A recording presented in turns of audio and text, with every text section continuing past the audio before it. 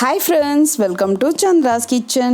இன்னைக்கு நம்ம ஒரு நான்வெஜ் ரெசிபி தான் பார்க்க போறோம். கனவா ஃப்ரை. இந்த கனவா எப்படி நம்ம செய்யறதுன்னு பார்க்கலாம். இத எப்படி க்ளீன் பண்றதுன்னு ஏற்கனவே நான் ஒரு வீடியோ போட்டுருக்கேன். இப்போ நம்ம கனவா ஃப்ரை செய்யலாம் வாங்க. ஒரு கடாயில 3 ல இருந்து 4 ஸ்பூன் எண்ணெய் விட்டுக்கலாம்.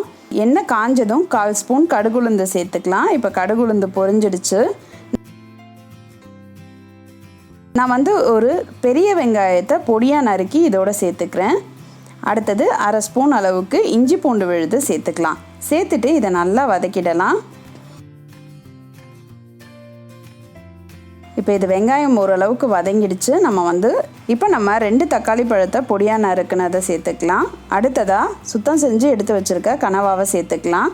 சேர்த்துட்டு இதை நல்லா வதக்கிடலாம். இது நம்ம தண்ணி எதுவும் சேர்க்க தேவையில்லை. தண்ணி இதிலிருந்தே வர ஆரம்பிச்சிரும்.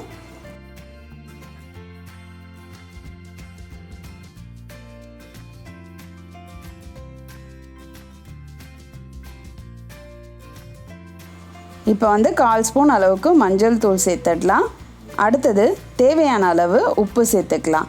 இப்போ இது எல்லாத்தையும் சேர்த்து நல்லா கலந்துடலாம். இதுவும் எறா மாதிரி தான். அதிலிருந்தே நல்லா தண்ணி விட ஆரம்பிச்சிரும். அதனால் நம்ம தண்ணி எதுவும் சேர்க்க தேவையில்லை. இப்போ பாருங்கள், தண்ணி நம்ம சேர்க்காமலே தண்ணியெல்லாம் நல்லா விட்டு வருது.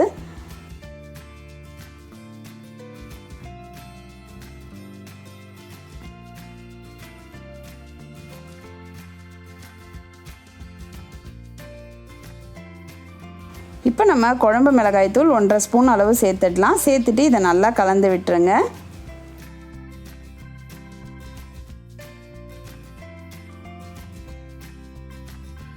அடுத்ததாக நம்ம ஒரு 1/2 ஸ்பூன் அளவுக்கு மிளகுத்தூள் சேர்த்துடலாம். சேர்த்துட்டு இப்போ எல்லாமே நல்லா கலந்துடலாம். இந்த தண்ணியே போதுமானதாக இருக்கும். இப்போ ஃபுல்லாக இதுலேயே வதங்குது. உங்களுக்கு பார்த்தீங்கன்னா வெந்ததுமே அது தனித்தனியாக தெரியுது பாருங்கள். இந்த அளவுக்கு அது நல்லா வெந்ததும் நம்ம கருவேப்பிலை சேர்த்துக்கலாம். சேர்த்துட்டு நல்லா கலந்து விட்டுறலாம்.